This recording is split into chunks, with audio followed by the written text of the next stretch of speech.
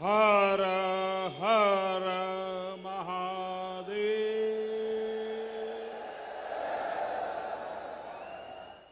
जय श्री महाकाल।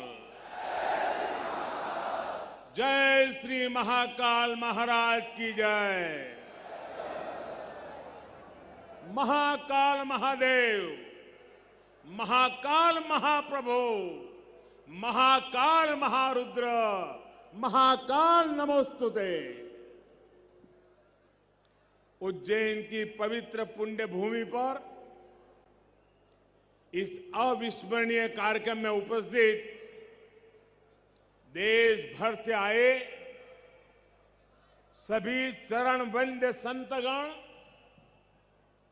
सम्मान्य साधु सन्यासीगण, मध्य प्रदेश के राज्यपाल श्रीमान मंगूभाई पटेल, छत्तीसगढ़ की राज्यपाल बहन अनसुईया उइके जी, झारखंड के राज्यपाल श्रीमान रमेश बैस जी, मध्य प्रदेश के मुख्यमंत्री भाई शिवराज सिंह चौहान जी, केंद्रीय मंत्रिमंडल के मेरे सहयोगी, राज्य सरकार के मंत्रीगण, सांसदगण, विधायकगण, भगवान महाकाल के सभी कृपा पात्र श्रद्धालुगण, देवी और सज्जनों, जय महाकाल।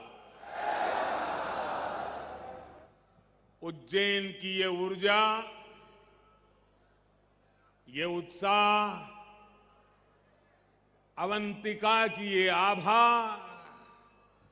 ये अद्भुतता, ये आनंद, महाकाल की ये महिमा, ये महात्म्य, महाकाल लोक में लौकिक कुछ भी नहीं है।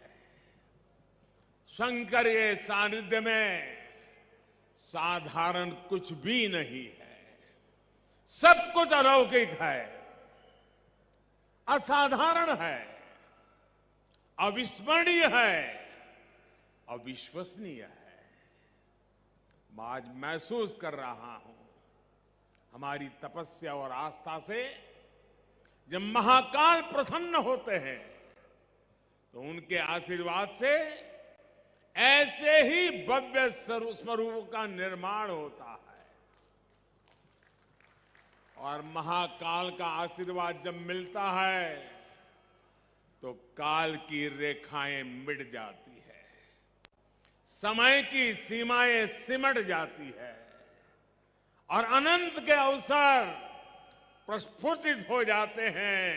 अंत से अनंत यात्रा आरंभ हो जाती है। महाकाल लोक की ये भव्यता भी समय की सीमाओं से परे आने वाली कई पीढ़ियों को अलौकिक दिव्यता के दर्शन कराएगी। भारत की सांस्कृतिक और आध्यात्मिक चेतना को ऊर्जा देगी। मैं इस अद्भुत अवसर पर राजाधिराज महाकाल के चरणों में शत शत नमन करता हूं। मैं आप सभी को देश और दुनिया में महाकाल के सभी भक्तों को हृदय से बहुत बहुत बधाई देता हूं। विशेष रूप से भाई शिवराज सिंह चौहान और उनकी सरकार, उनका मैं हृदय से अभिनंदन करता हूं, जो लगातार इतने समर्पण से इस सेवा यज्ञ में लगे हुए हैं। साथ ही मैं मंदिर ट्रस्ट से जुड़े सभी लोगों का, संतों और विद्वानों का भी आदरपूर्वक धन्यवाद करता हूं, जिनके सहयोग से इस प्रयास को सफल किया है। साथियों, महाकाल की नगरी उज्जैन के बारे में हमारे यहां कहा गया है, प्रलयो न बाधते, प्रलयो न बाधते तत्र महाकालपुरी, अर्थात महाकाल की नगरी प्रलय के प्रहार से भी मुक्त है। हजारों वर्ष पूर्व जब भारत का भौगोलिक स्वरूप आज से अलग रहा होगा, तब से ये माना जाता रहा है कि उज्जैन भारत के केंद्र में है। एक तरह से ज्योतिषीय गणनाओं में उज्जैन न केवल भारत का केंद्र रहा है, बल्कि ये भारत की आत्मा का भी केंद्र रहा है।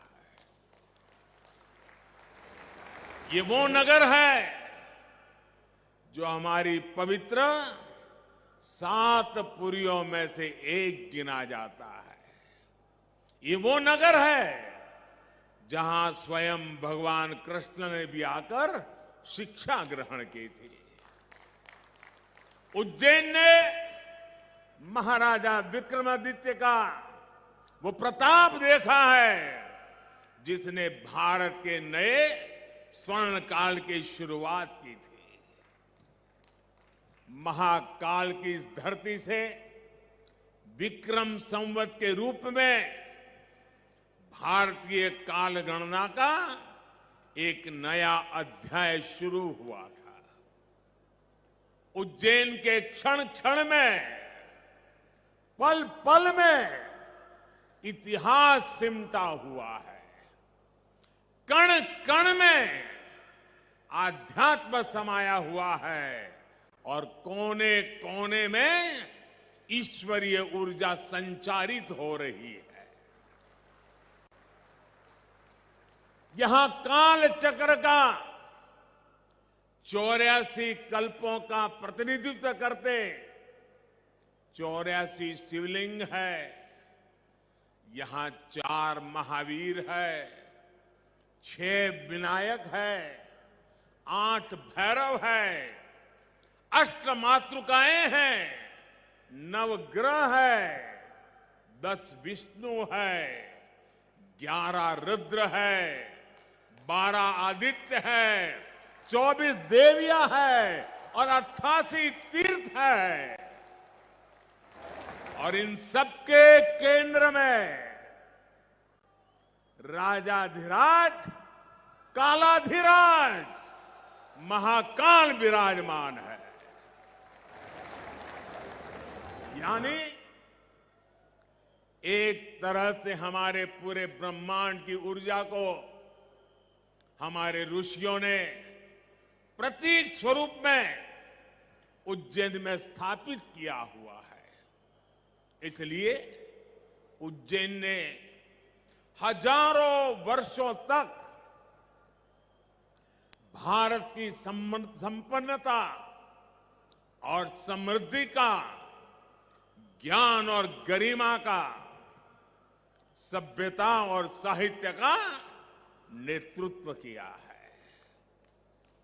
इस नागरी का वास्तु कैसा था, वैभव कैसा था, शिल्प कैसा था, सौंदर्य कैसा था, इसके दर्शन हमें महाकवि कालिदास के मेघदूतम में होते हैं।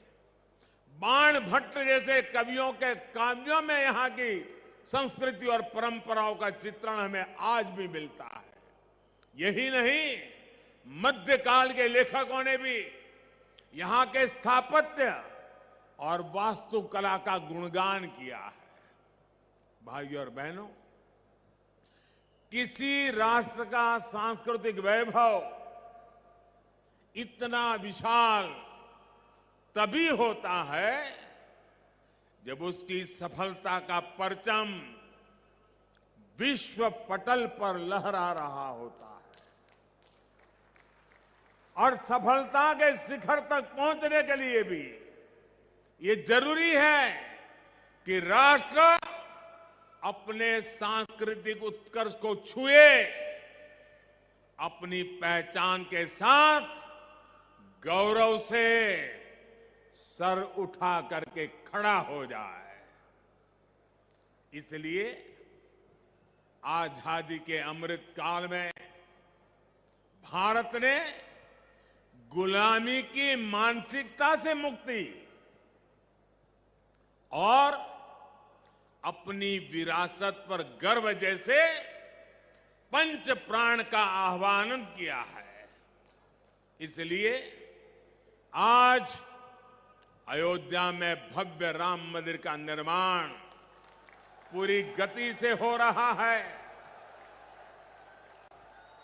काशी में विश्वनाथ धाम भारत की सांस्कृतिक राजनीति का गौरव, राजधानी का गौरव बढ़ा रहा है। सोमनाथ में विकास के कार्य नए कीर्तिमान स्थापित कर रहे हैं। उत्तराखंड में बाबा केदार के आशीर्वाद से केदारनाथ, बद्रीनाथ तीर्थ क्षेत्र में विकास के नए अध्याय लिखे जा रहे हैं। आजादी के बाद पहली बार 4 धाम प्रोजेक्ट के जरिए हमारे चारों धाम ऑल वेदर रोड से जुड़ने जा रहे हैं। इतना ही नहीं, आजादी के बाद पहली बार करतारपुर साहिब कॉरिडोर खुला है, हेमकुंड साहिब रोपवे से जुड़ने जा रहा है। इसी तरह स्वदेश दर्शन और प्रसाद योजना से देश भर में हमारी आध्यात्मिक चेतना के ऐसे कितने ही केंद्रों का गौरव पुनः स्थापित हो रहा है। और अब इसी कड़ी में ये भव्य, अति भव्य महाकाल लोक भी अतीत के गौरव के साथ भविष्य के स्वागत के लिए तैयार हो चुका है। आज जब हम उत्तर से दक्षिण तक, पूरब से पश्चिम तक अपने प्राचीन मंदिरों को देखते हैं तो उनकी विशालता, उनका वास्तु हमें आश्चर्य से भर देता है। कोणार्क का सूर्य मंदिर हो या महाराष्ट्र में एलोरा का कैलाश मंदिर, ये विश्व में किसी विस्मित नहीं कर देते। कोणार्क सूर्य मंदिर की तरह ही गुजरात का मोढेरा सूर्य मंदिर भी है, जहां सूर्य की प्रथम किरणें सीधे गर्भगृह तक प्रवेश करती है। इसी तरह तमिलनाडु के तंजौर में राजा राजचोल द्वारा बनाया गया ब्रह्मदेवेश्वर मंदिर है। कांचीपुरम में वरदराजा पेरुमल मंदिर है। रामेश्वरम में रामनाथ स्वामी मंदिर है। बेलूर का चन्नकेशवा मंदिर है। मदुराई का मीनाक्षी मंदिर है। तेलंगाना का रामप्पा मंदिर है। श्रीनगर में शंकराचार्य मंदिर है। ऐसे कितने ही मंदिर हैं। वो बेजोड़ है, कल्पनातीत है, न भूतो न भविष्यति के जीवंत उदाहरण है। जब हम इन्हें देखते हैं तब सोचने को मजबूर हो जाते हैं, उस दौर में, उस युग में किस तकनीक से इन निर्माण हुए होंगे। हमारे सारे प्रश्नों के उत्तर हमें भले ही न मिलते हो, लेकिन इन मंदिरों के आध्यात्मिक सांस्कृतिक संदेश हमें उतनी ही स्पष्टता से आज भी सुनाई देते हैं। जब पीढ़ियां इस विरासत को देखती हैं, उसके संदेशों को सुनती हैं, तो एक सभ्यता के रूप में ये हमारी निरंतरता और अमरता का जरिया बन जाता है। महाकाल लोक में ये परंपरा उतने ही प्रभावी ढंग से कला और शिल्प के द्वारा उकेरी गई है। ये पूरा मंदिर प्रांगण शिव पुराण की कथाओं के आधार पर तैयार किया गया है। आप यहां आएंगे तो महाकाल के दर्शन के साथ ही आपको महाकाल की महिमा और महत्व के भी दर्शन होंगे। पंचमुखी शिव, उनके डमरू, सर्प, त्रिशूल, अर्धचंद्र और सप्तऋषि, इनके भी उतने ही भव्य स्वरूप यहां स्थापित किए गए हैं।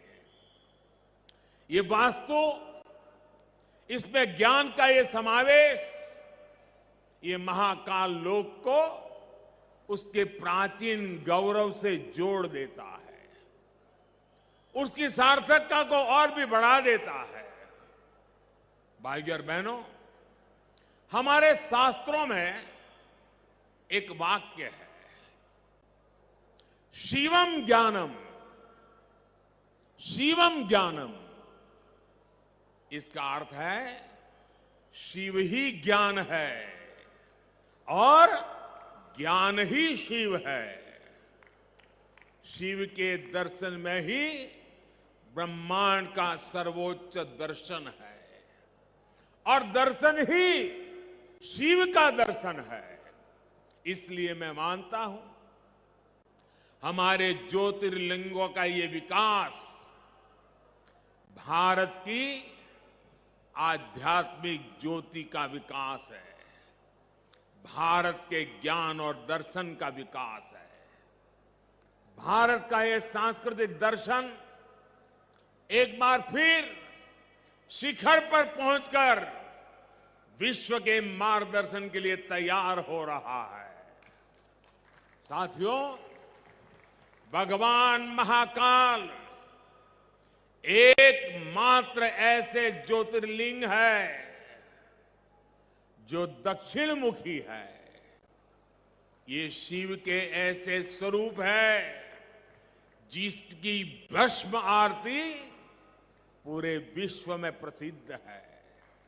हर भक्त अपने जीवन में भस्म आरती के दर्शन जरूर करना चाहता है।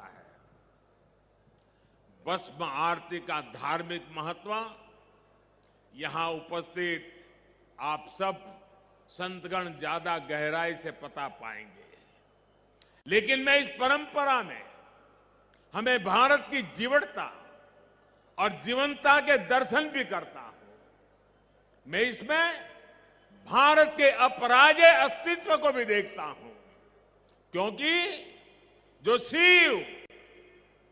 शिव सोयम भूति विभूषण,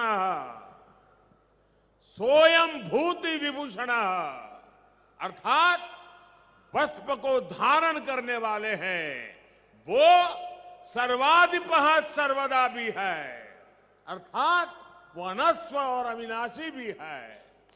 इसलिए जहां मां काल है वहां कालखंडों की सीमाएं नहीं है। महाकाल की शरण में विश्व में भी स्पंदन होता है। महाकाल के सानिध्य में अवसान से भी पुनर्जीवन होता है, अंत से भी अनंत की यात्रा आरंभ होती है। यही हमारी सभ्यता का वो आध्यात्मिक आत्मविश्वास है जिसके सामर्थ्य से भारत हजारों वर्षों से अमर बना हुआ है, अजरा अमर बना हुआ है। अब तक हमारी आस्था के केंद्र जागृत है, भारत की चेतना जागृत है, भारत की आत्मा जागृत है। अतीत में हमने देखा है प्रयास हुए, परिस्थितियां पलटी, सत्ताएं बदली, भारत का शोषण भी हुआ, आजादी भी गई। इल्तुतमिश जैसे आक्रमणकारियों ने उज्जैन की ऊर्जा को भी नष्ट करने के प्रयास किए। लेकिन हमारे ऋषियों ने कहा है,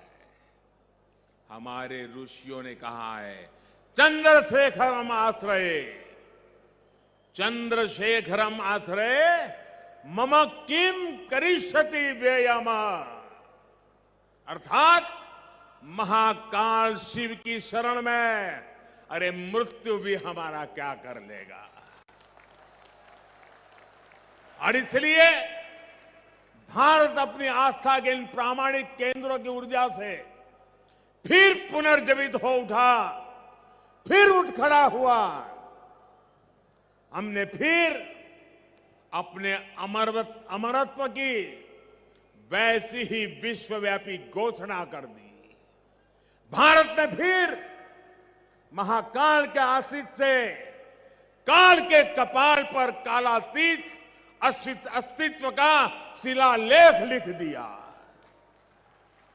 आज एक बार फिर आजादी के इस अमृत काल में अमर अवंतिका भारत के सांस्कृतिक अमरत्व की घोषणा कर रही है। उज्जैन जो हजारों वर्षों से भारतीय काल गणना का केंद्र बिंदु रहा है, वो आज एक बार फिर भारत की भव्यता के एक नए कालखंड का उद्घोष कर रहा है। साथियों, भारत के लिए धर्म का अर्थ है हमारे कर्तव्यों का सामूहिक संकल्प। हमारे संकल्पों का ध्येय है विश्व का कल्याण, मानव मात्र की सेवा। हम शिव की आराधना भी कहते हैं, नमामि विश्वस्य हिते रतम एतम, नमामि विश्वस्य हिते रतम तम, नमामि रूपाणी बहुनी दत्ते। अर्थात हम उन विश्वपति भगवान शिव को नमन करते हैं जो अनेक रूपों से पूरे विश्व के हितों में लगे हैं। यही भावना हमेशा भारत के तीर्थों, मंदिरों, मठों और आस्था केंद्रों की भी रही है। यहां महाकाल मंदिर में पूरे देश और दुनिया से लोग आते हैं। सिंहस्थ कुंभ लगता है तो लाखों लोग जुड़ते हैं। अनगिनत विविधताएं भी एक मंत्र, एक संकल्प लेकर एक साथ जुड़ सकती है। इससे बड़ा क्या उदाहरण क्या हो सकता है। और हम जानते हैं हजारों साल से हमारे कुंभ मेले की परंपरा बहुत ही सामूहिक मंथन के बाद जो अमृत निकलता है उसे संकल्प लेकर के 12 साल तक उसको क्रियान्वित करने की परंपरा रही थी। फिर 12 साल के बाद जब कुंभ होता था, फिर एक बार अमृत मंथन होता था, फिर संकल्प लिया जाता था, फिर 12 साल के लिए चल पड़ते हैं। पिछले यहां कुंभ के मेले में मुझे आने का सौभाग्य मिला था। महाकाल का बुलावा आया और ये बेटा आए बिना कैसे रह सकता है। और उस समय कुंभ की हजारों साल की पुरानी परंपरा, उस समय जो मन मस्तिष्क में मंथन चल रहा था, जो विचार प्रवाह बह रहा था, मां क्षिप्रा के तट पे अनेक विचारों से मैं घिरा हुआ था और उसी में से मन कर गया। कुछ शब्द चल पड़े, पता नहीं कहां से आए, कैसे आए, और जो भाव पैदा हुआ था वो संकल्प बन गया, आज वो सृष्टि के रूप में नजर आ रहा है। दोस्तों, मैं ऐसे साथियों को बधाई देता हूं कि जिन्होंने उस समय के उस भाव को आज चरितार्थ करके दिखाया है। सबके मन में शिव और शिवत्व के लिए समर्पण, सबके मन में क्षिप्रा के लिए श्रद्धा, जीव और प्रकृति के लिए संवेदनशीलता, और इतना बड़ा समागम विश्व के हित के लिए, विश्व की भलाई के लिए कितनी प्रेरणा यहां निकल सकती है। भाइयों और बहनों, हमारे इन तीर्थों ने सदियों से राष्ट्र को संदेश भी दिए हैं और सामर्थ्य भी दिया है। काशी जैसे हमारे केंद्र धर्म के साथ साथ ज्ञान, दर्शन और कला की राजधानी भी रहे। उज्जैन जैसे हमारे स्थान खगोल विज्ञान, एस्ट्रोनॉमी से जुड़े शोधों के शीर्ष केंद्र रहे हैं। आज नया भारत जब अपने प्राचीन मूल्यों के साथ आगे बढ़ रहा है, तो आस्था के साथ साथ विज्ञान और शोध की परंपराओं को भी पुनर्जीवित कर रहा है। आज हम एस्ट्रोनॉमी के क्षेत्र में दुनिया की बड़ी ताकतों के बराबर खड़े हो रहे हैं।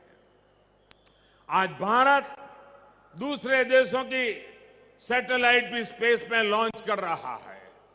मिशन चंद्रयान और मिशन गगनयान जैसे अभियानों के जरिए भारत आकाश की वो छलांग लगाने के लिए तैयार है जो हमें एक नई ऊंचाई देगी। आज रक्षा के क्षेत्र में भारत पूरी ताकत से आत्मनिर्भरता की ओर आगे बढ़ रहा है।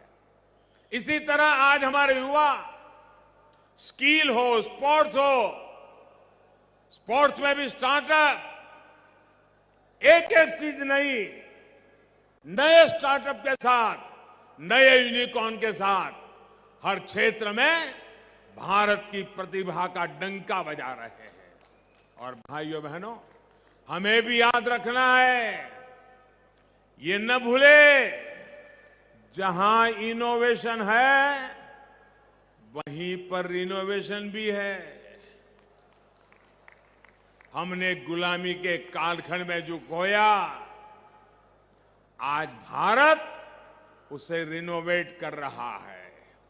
अपने गौरव की, अपने वैभव की पुनर्स्थापना हो रही है। और इसका लाभ सिर्फ भारत के लोगों को नहीं, विश्वास रखिए साथियों, महाकाल के चरणों में बैठे हैं, विश्वास से भर जाइए। और मैं विश्वास से कहता हूं, इसका लाभ पूरे विश्व को मिलेगा, पूरी मानवता को मिलेगा। महाकाल के आशीर्वाद से भारत की भव्यता पूरे विश्व के विकास के लिए नई संभावनाओं को जन्म देगी। भारत की दिव्यता पूरे विश्व के लिए शांति के मार्ग प्रशस्त करेगी। इसी विश्वास के साथ भगवान महाकाल के चरणों में मैं एक बार फिर सर झुका करके प्रणाम करता हूं। मेरे साथ पूरे भक्ति भाव से बोलिए, जय महाकाल, जय जय महाकाल, जय जय महाकाल, जय जय महाकाल, जय जय महाकाल, जय जय महाकाल, जय जय महाकाल, जय जय महाकाल।